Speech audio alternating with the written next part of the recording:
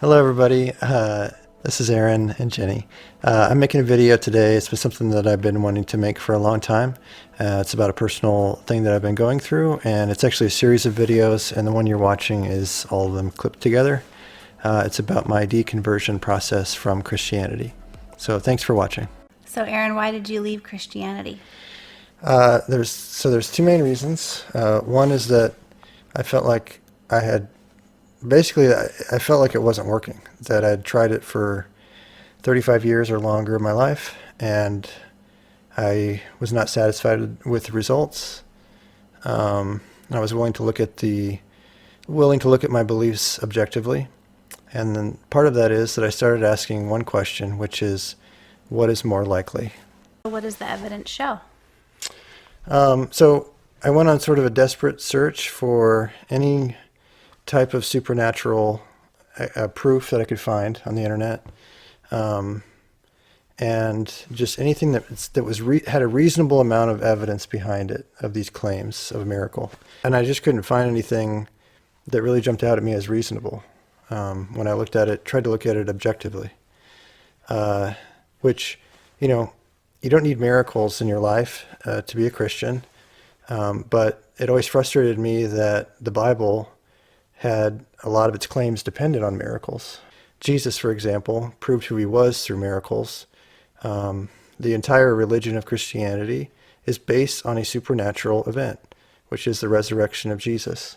And the proof or the evidence that we have for that is eyewitness testimony of people that were not trained doctors or scientists, and these testimonies were written down decades later after the event. And so that was always a piece of frustration for me, that it's like, yeah, I'll give you all the events in the Bible that are true, but what about now? What about now when I live in a culture and an advanced society that understands how to test reality with accurate methods?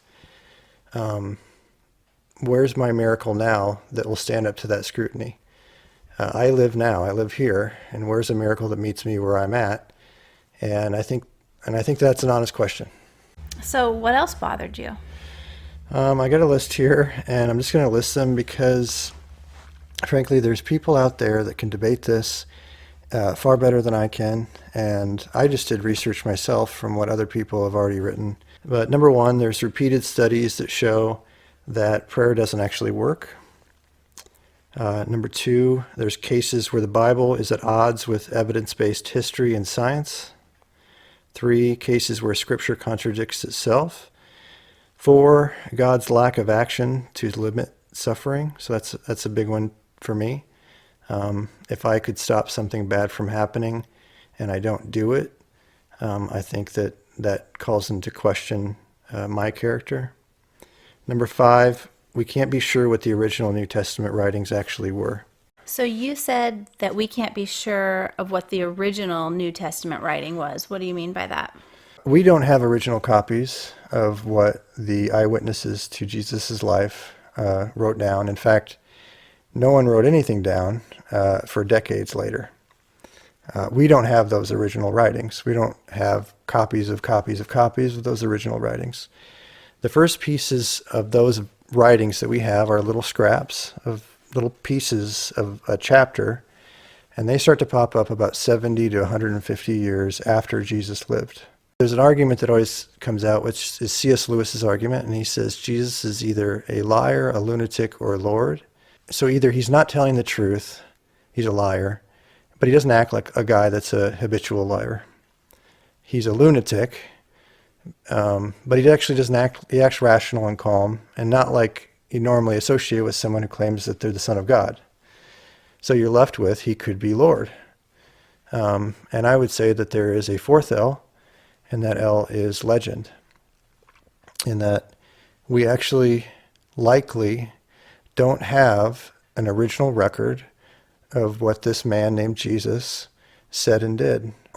If we get out of the Christian world and you look at actual historians, what most of them say is it's most likely that we don't actually have a clear record of Jesus' life. What we have is a legend over time that built and changed.